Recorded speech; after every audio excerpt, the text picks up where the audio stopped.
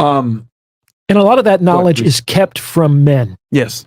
It's kept, I don't know if there's like an active conspiracy, but you know, I didn't have a lot of experience when I was younger. And so I went to TVs and movies, and I thought that by watching these films that I could learn about what women wanted. And that was just not true at all. Yeah. I would often, in my teenage years, in my young 20s, I would approach women that I knew that I respected. And I say, what do women want?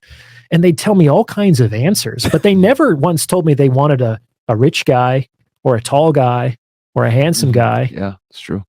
You know, women want more than just those three things. According to one study that I do like to cite, attractive women want everything. Yeah. That's a fun study. Take us through that one. These researchers, well, a lot of psychological research, I think, is ridiculous. It's like, study finds that having several close friends improves your quality of life. It's like, duh. Yeah. Yeah, why do we need a study for that? Yeah. Exactly. It's usually so obvious or so esoteric that nobody cares about. But there was one study that was done by some guys that asked a question that a lot of guys wanted to know. It's like, what do beautiful women want? Yeah.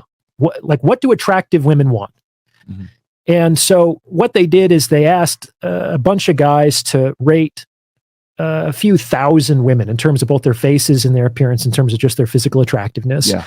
And they took the ones that were like rated 9 or above. Yeah. So the really attractive women. Yeah. And they gave them this comprehensive survey that had hundreds of items that were clustered into like 40 dimensions. Do you want a sexy man? Do you want a father? Do you want a playful man? Do you want a funny guy? It's like boom, boom, boom, boom, boom, boom, boom. Yeah. And the women took this survey and basically said yes. Wow. Okay. They said yes to every Everything. single thing on the survey. Wow. Attractive women wanted everything. Question: did they give this survey to average-looking girls as well, or was it only they gave it to the most attractive? That would be really interesting. Because I guarantee the average chicks would have probably said the same. I want everything too. They might. Yeah. I mean, I've been really consistently surprised when through my own personal interactions with some women that most women seem to feel like, and you know, God bless them, they can get the best deal that they can. That's that's you're being nice about it. He's being nice about it. Yeah. God bless them. Yeah, the best deal that they could get. Yeah. But what is one finding that was interesting is that these attractive women apparently wanted everything, but they didn't want everything equally. Like some things did get left out more frequently than others. Mm-hmm. And the three things that were at the bottom were kindness. Oh, wow. Loyalty. Oh. And intelligence. Wow. Those were the three that I don't even think that they were significant correlations. So those were the three things that, of course, women would like those more than to not have them in their potential mate. Yeah. But those seem to be the three that they were most willing to dispense with. Intelligence, kindness, and loyalty. Wow.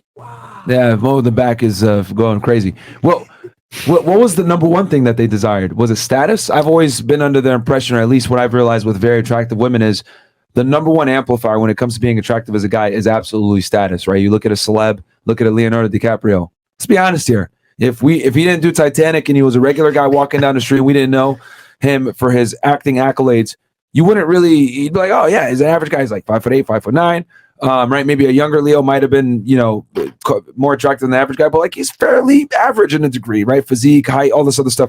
But his status, right, of who he is, etc., puts him with the most attractive women in the world, where he's literally using them like toys. 25 years old, done. Next one, right? And he just moves on, and he's able to do this through his status. Well, that's certainly true. I've often said that the best way to catch a woman is to have a woman, because women want what other women want. Absolutely. And so if Leo or some other man can be publicly seen with a dime piece on his arm, all other women are going to say, well, if I can get that guy, they're going to look at me the way that I'm looking at her right now. And that's going to make me feel really good. Mm-hmm.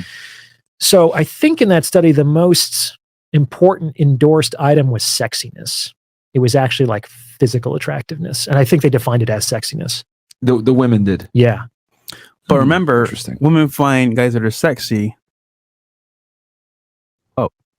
So basically, if they got clout, to them, they're sexy. Yeah. Well, that is true. That's called the halo effect. Did they clarify like that it was like strictly physical features or status. I mean, not that they would admit that, because I mean, you ever heard that Gucci Man song? Money made me handsome. The money and status and clout. Yeah, you sexy now, nigga. Yeah. I want you. Yeah, that's true. That's the halo effect, is that once we decide that this person is high status, then we assume they're also intelligent and kind and patient and just a really wonderful human being. And that's not true at all. Yeah. In fact, the more privileged a person is in the sexual marketplace, men and women, the more they tend towards narcissistic tendencies. Yeah. In general.